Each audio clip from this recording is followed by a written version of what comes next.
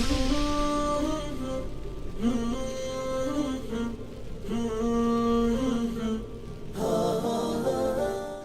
alhamdulillah, salatu wasalam ala rasulillah wa ala alihi wa sahbihi wa man walah. Amma ba'd, we continue with the tafsir of Surat Luqman alayhi salam.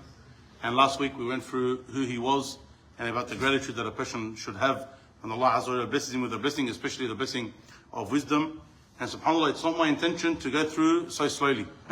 It's not my intention, but subhanAllah, what we need to do with the Quran is ensure that we make it applicable to our lives. And the reason Allah Azza wa Jalla sent down the Quran is for our guidance. As we mentioned from the beginning of the surah. Hudan wa rahmah. This is a guidance and a mercy. This is a guidance and a mercy for the muhsinin. Those who want to be people of good.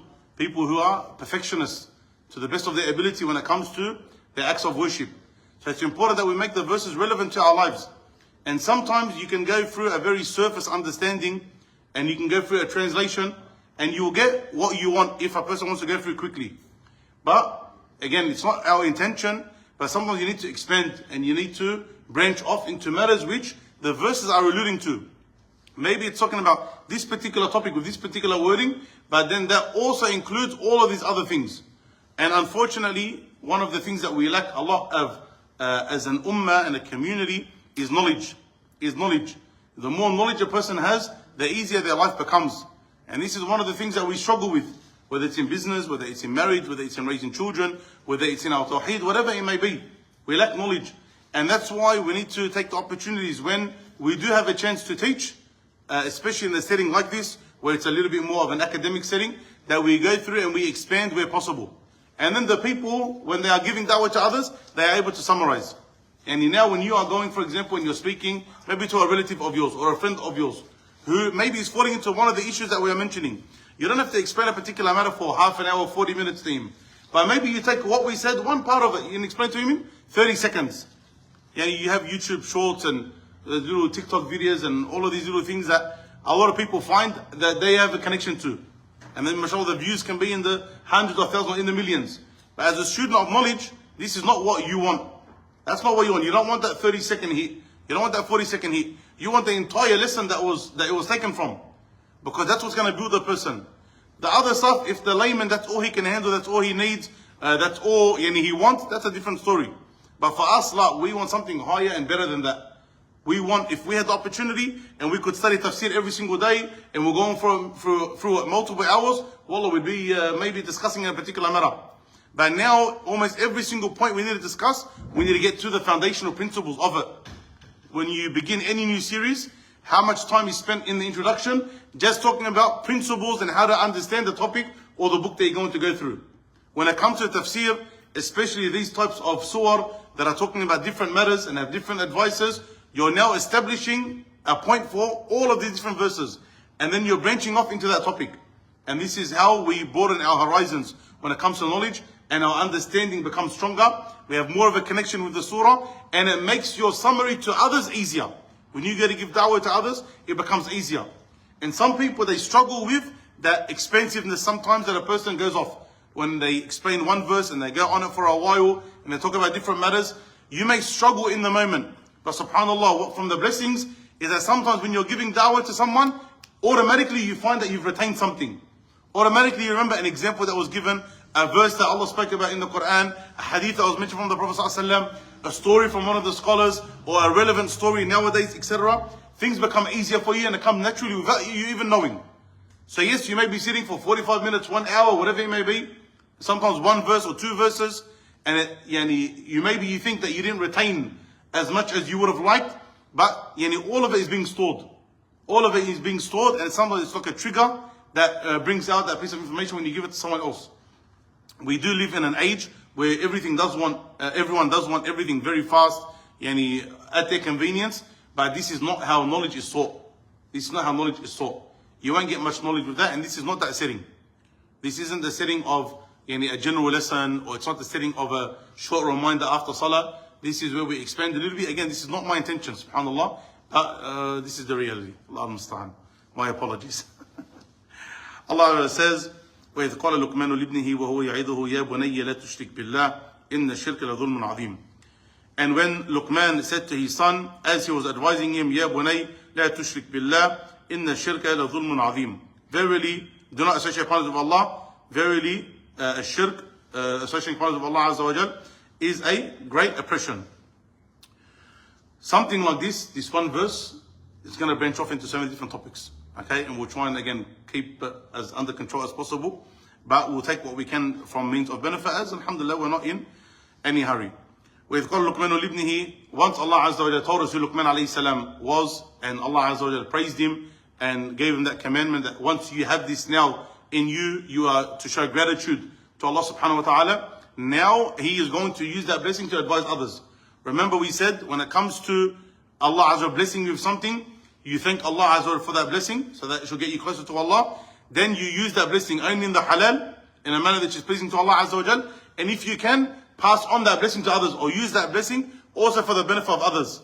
If you have wealth, for you to pass it on. If you have authority, for you to pass it on.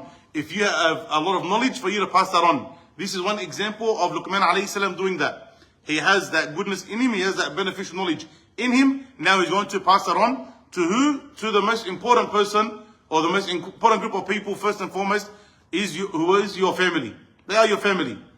Okay, وَأَنذِرْ عَشِيرَتَكَ الْأَقْرَبِينَ. Allah Azza wa Jalla told Muhammad sallallahu alaihi wasallam, and he give warning first and foremost to your close family, your close tribe, the ones that are around you first and foremost. Then you expand after that. You have a lot of people, unfortunately, when they want to give da'wah, you find them giving da'wah to everyone, and you look at their own family and how bad and wretched their reality is. And it's not the way of the believer. A person should not neglect his family, ever neglect his family. Of course, you might not have ultimate control. You might not have ultimate control over everyone in your family. Allah does not burden a soul more than he can handle. You are not accountable for every single individual.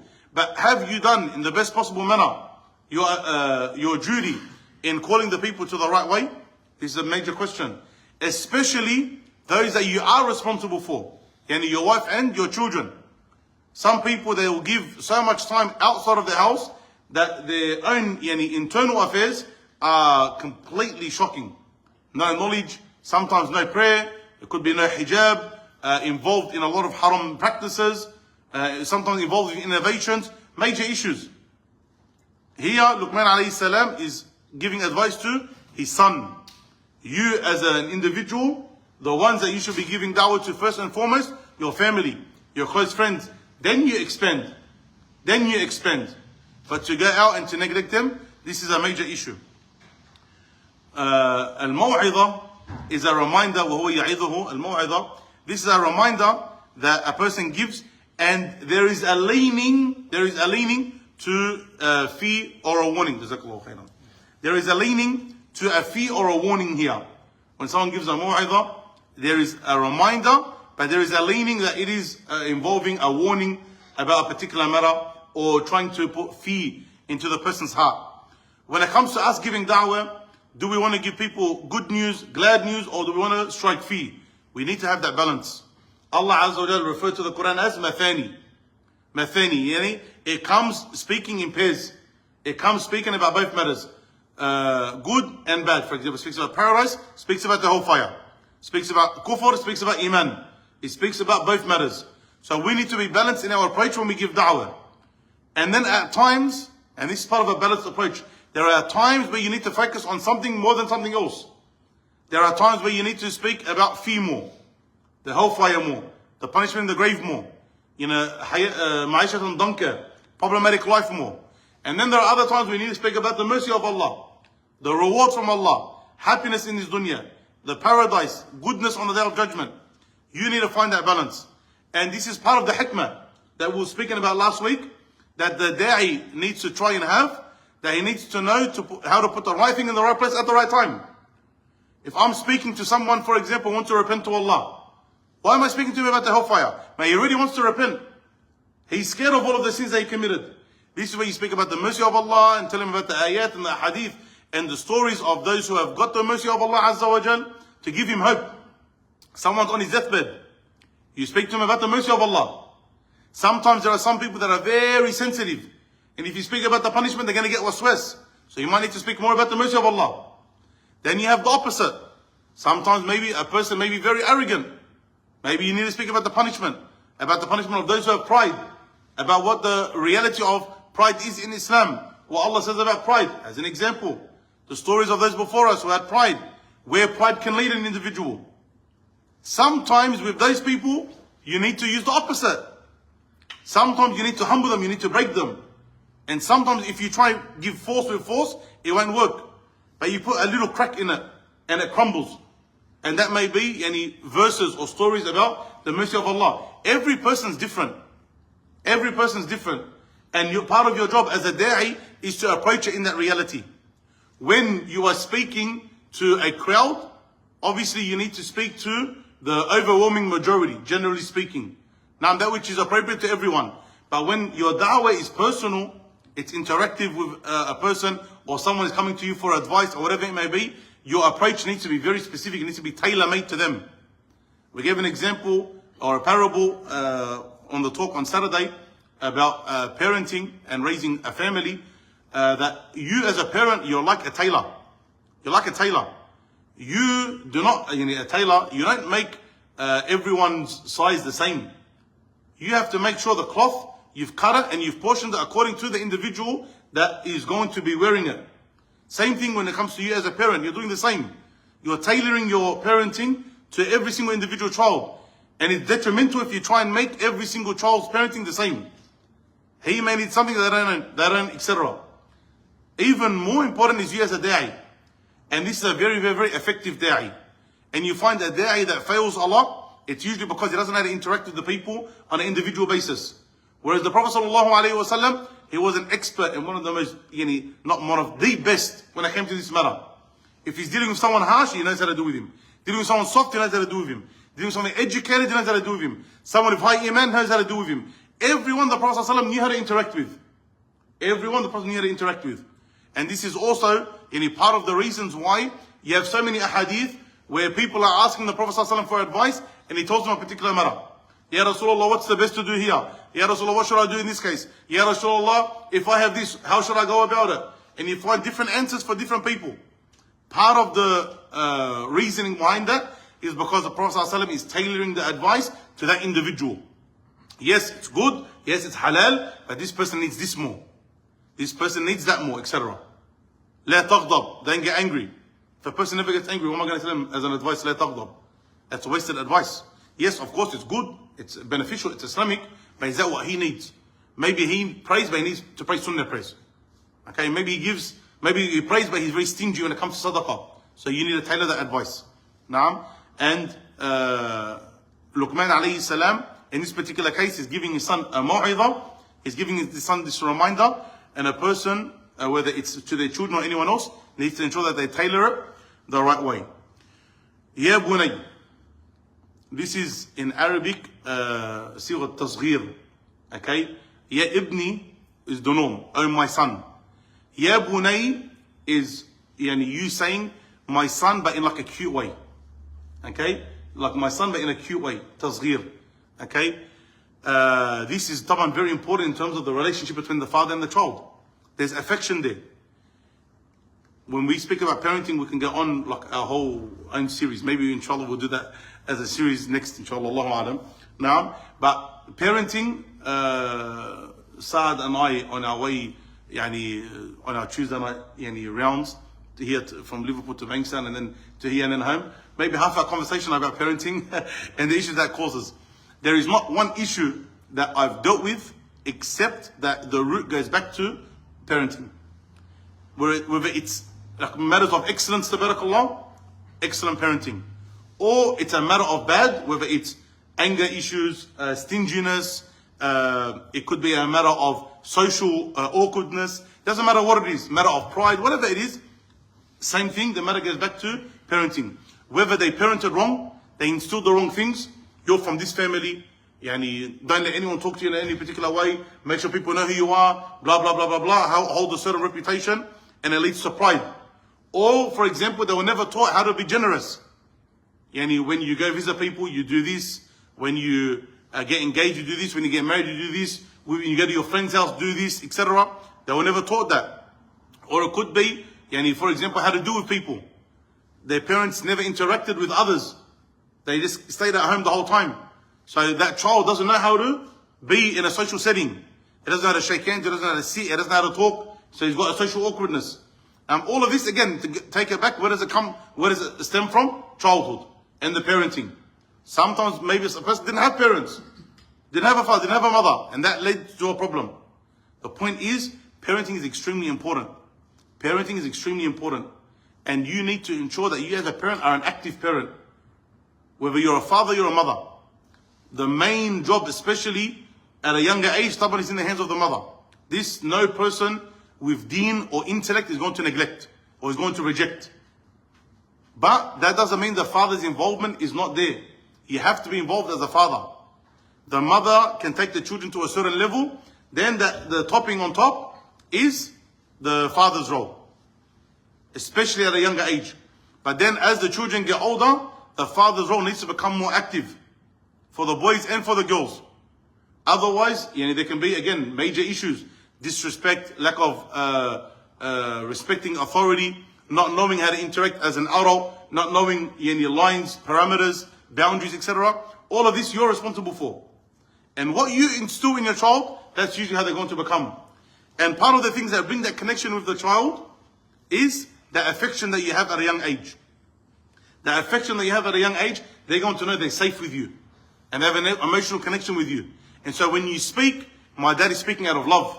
Not because he's full of pride, not because he's got a reputation to uphold, not because he's an angry man that came back home because he's stressed from work and wants to bash us. No. My father actually cares for us. Why are you laughing at Mashloush? Is that what used to happen to you? You can talk, it's a safe space. Is he alright? Is alright? Not because of these reasons, but because my dad actually cares for me. And this is the type. Ya bunay. This is showing affection. You remember the man who came to the Prophet ﷺ and he seen adults kissing their children, and I've never kissed my child, he said to the Prophet ﷺ. I've never kissed my child. And this was not something the Prophet praised.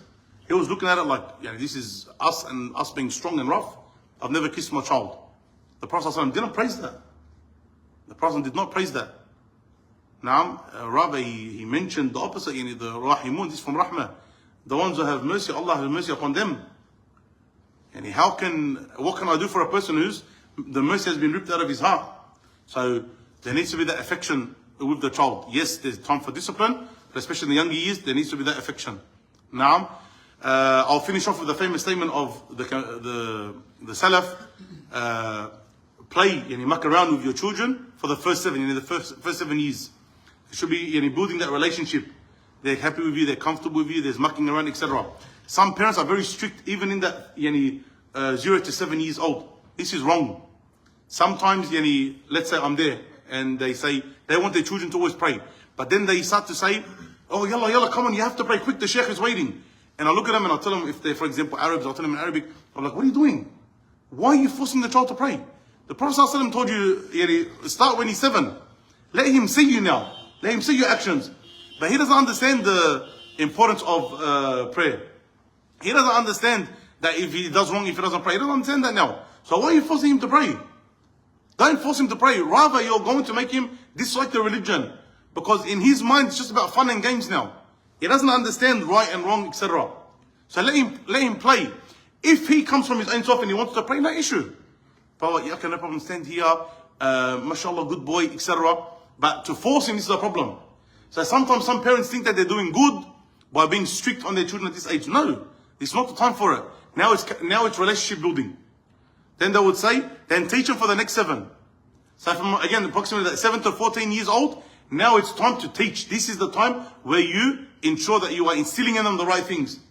This is how to be, this is right, this is wrong. And you need to be present in that, not just verbal.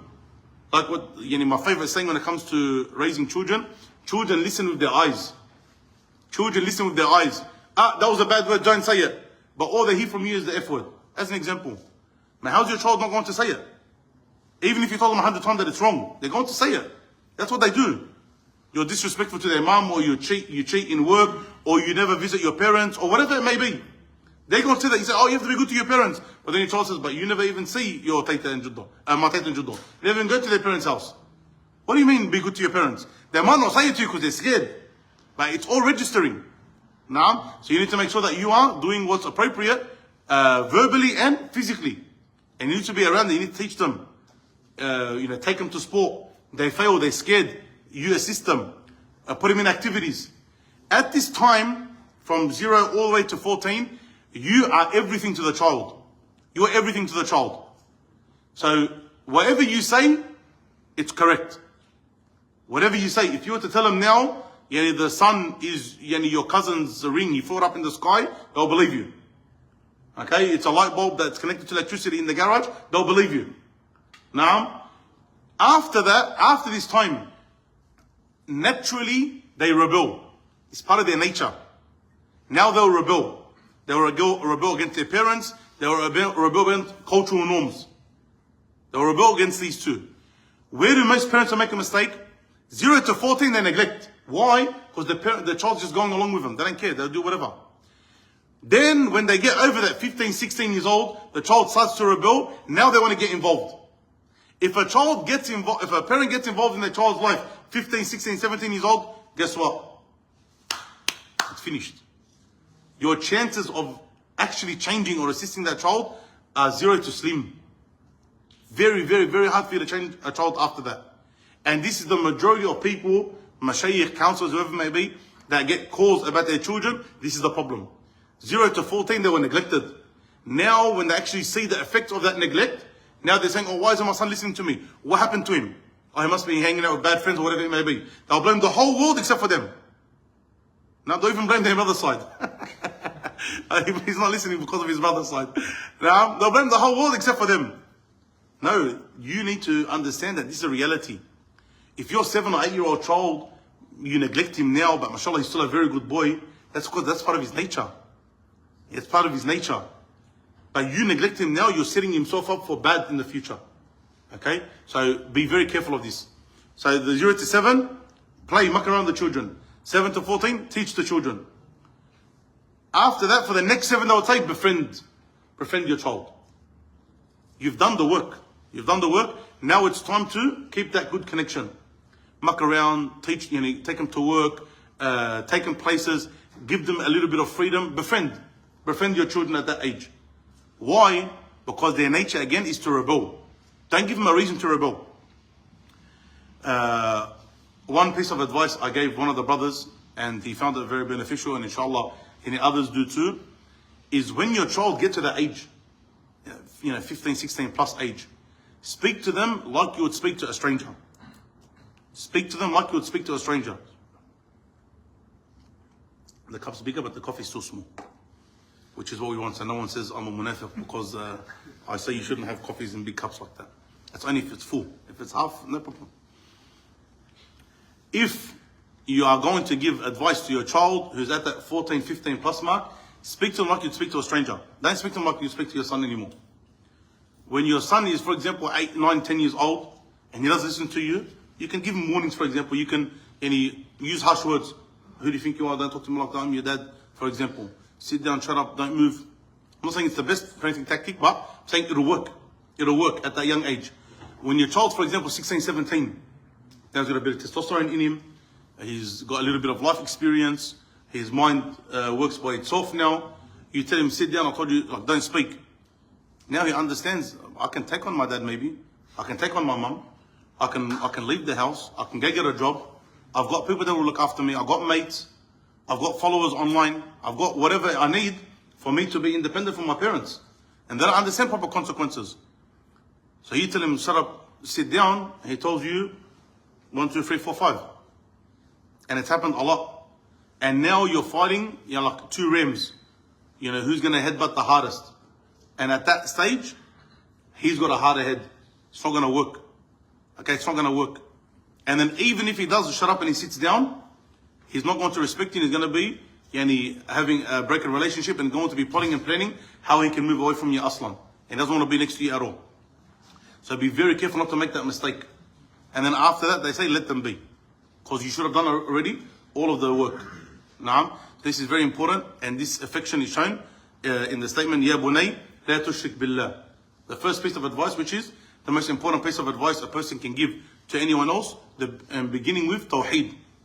La tushrik billah, do not associate any partners with Allah. when we give advice to anyone, you need to begin with the greatest of priorities. And that is Tawheed. The strength of a person's Iman is going to be dependent on his strength in Tawheed.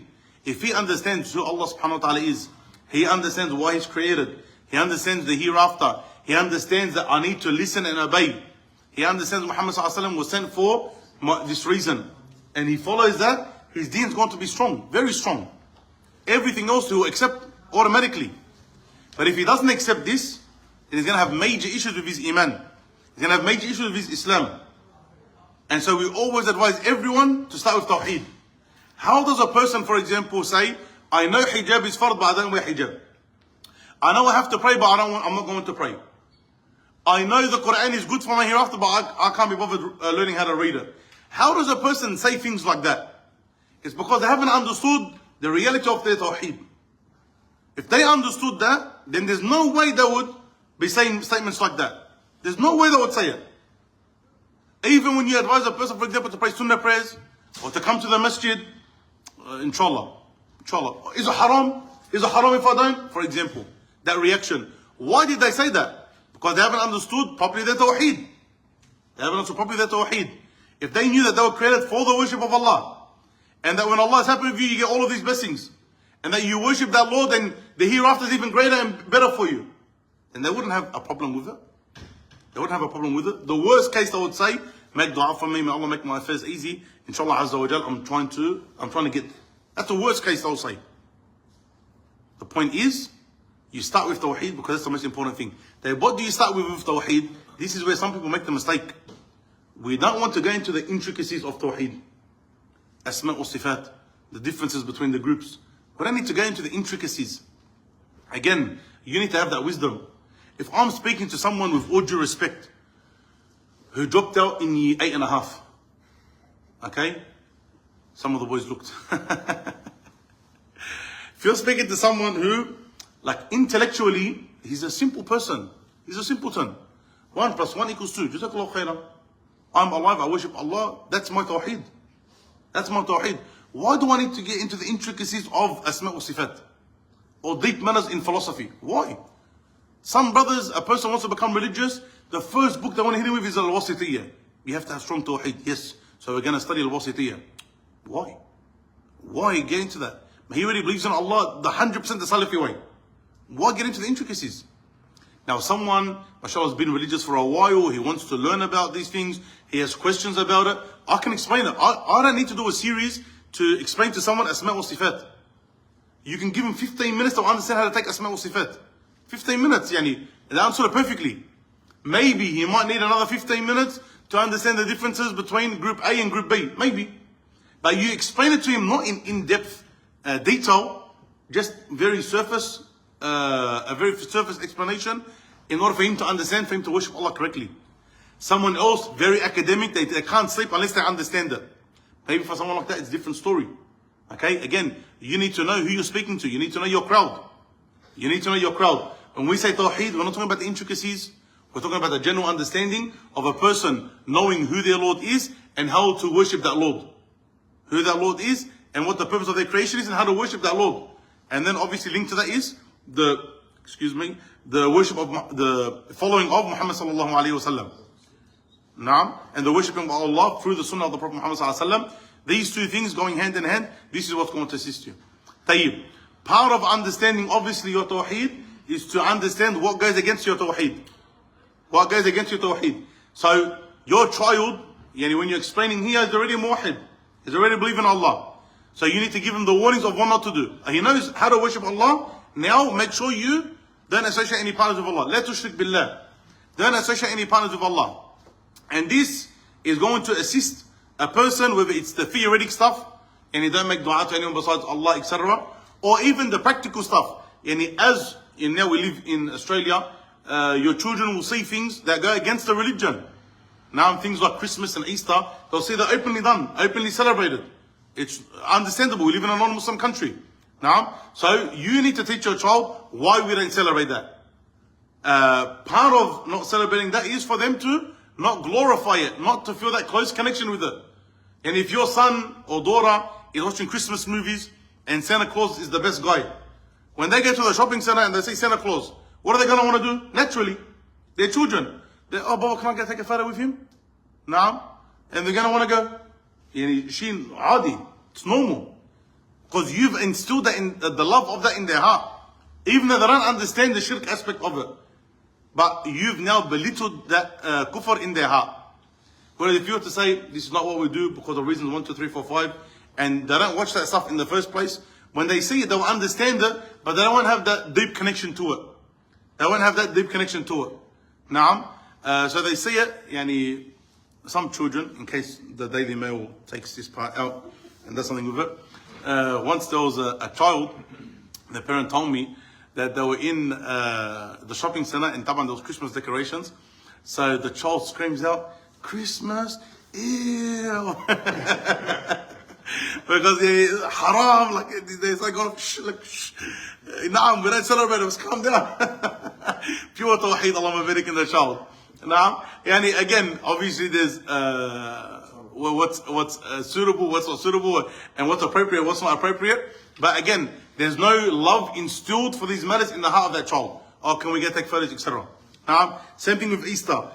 If you fill your cupboards up with Easter bunny chocolates and Easter eggs, or you're one of those people, Sheikh, I don't do it for Easter, just because after they're like 10% of the price that they're originally, and they taste the best, Sheikh. They're special. If you're that type of person, your child's gonna love, because they open up their cupboard and saying, yani, fi'lan, like there was a river of chocolate that flowed from the heavens. They're gonna love Easter. They're gonna want Easter to come back every single year. No, because you've instilled it in them through your practical actions. So matters of shirk, we stay away from. Same thing when there's a love. When there's a love for particular things which are haram, like kufr or shirk, like magic. Okay? Again, if your child has all the Harry Potter books, and they've watched all the Harry Potter movies, what's going to stop them from getting a wand? Okay? And you always see the kids, they get like, with a pencil or whatever, and they do like the abracadabra, and they do the, whatever it is, also it is. Naam, and the spells that they put on people, this is a glorification for magic. This is a glorification of magic. So when the Shaykh says that magic's kufr and haram, Shaykh, is it really that bad? Is it really that bad? Or if you even allow matters of, they call themselves magicians, but like the ones like the tricksters, the ones that are in one place and they do things which are impossible. When you allow also that thing to be entered into your house and appreciated, later on, when they start to understand that there is actual such thing as sorcery in Islam and working with the jinn, you have many children that have now an intrigue to say, man, should I actually try and speak to the jinn to get some of this stuff done? And ayadhan billah, people do take that path. Where did it start? Where did those ideas start? From a young age when they had a love for it. There was an intrigue for it. So you mean actually that the jinn can actually help me fly around? No way. Mad. How do I get there? Kufr. Now they actually have a question, they actually have a conversation with themselves. Is it worth me, ayadhan billah, committing kufr so I can fly around to get to the hellfire forever? And some people choose yes. Ayadhan billah. Some people choose yes. How does that come? Come through a lack of tawheed and a love for shirk, ayadhan billah. Or a love for matters of kufr. And the only way to get there is through the path of kufr. So sometimes they choose kufr. Okay, you need to be very, very, very careful. Very, very, very careful. And this is the number one thing that we start off with. A lot of parents will prioritize a million things. They won't prioritize matters of tawheed and staying away from shirk. Be very careful when it comes to these matters. Teach your children and be appropriate. Again, be appropriate with your child. Don't, if he's a young boy that is very basic in his understanding, don't get into detail. Young girl, she doesn't need that now, don't get into detail. Just establish the basic principles. And then as they get older, it's more appropriate, you can get into more detail. In the shirk, al-dhulmun adhim, verily shirk is a great oppression. A great oppression to who? Who's a great oppression for? Yourself? How? Jayyid. It's a great oppression to you and to Allah subhanahu wa ta'ala. A great oppression to Allah subhanahu wa ta'ala because you haven't given him his right. Allah Azza wa Jalla deserves to be worshipped. So when you associate a partner with him, you've oppressed him. Now you've oppressed him. We're not giving him his right, which is to worship him alone. This is haqqullahi ala al-ibad. Haqqullahi ala al-ibad. The right of Allah upon the slaves, that we worship him and we don't associate any partners with him. If you do that, what's your right upon Allah? That He enters you into Jannah. That He enters you into Jannah. And how are you oppressing yourself?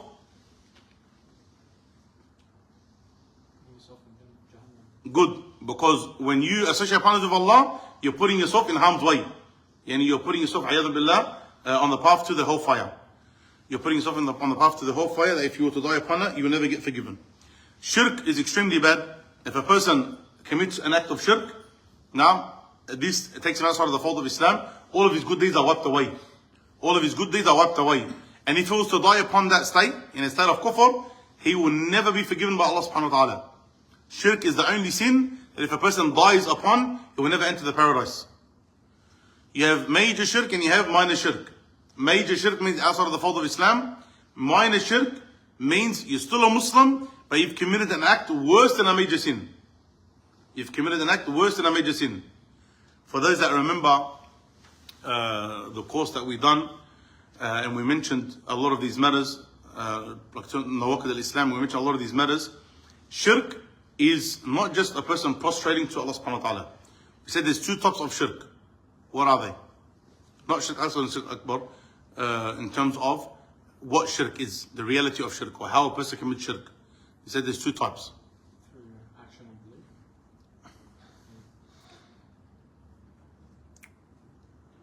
belief. Two different types of shirk. What are they? What is shirk? If you're someone does not give me a translation, don't say associate partners with Allah subhanahu wa ta'ala. Someone said define what shirk is. What are you going to say? To give the qualities of Allah to the attributes to someone else. Okay, this is one type. One type is to give something that belongs only to Allah to someone or something else. Like for example, Allah Azza wa Jal is the most merciful. You say, not someone or something is more merciful than Allah. Or Allah Azza wa Jal creates. You say, not this other thing creates also. Allah Azza wa Jal, He has ultimate affairs over all matters. Not that other thing also has control in the universe. This is one type of shirk.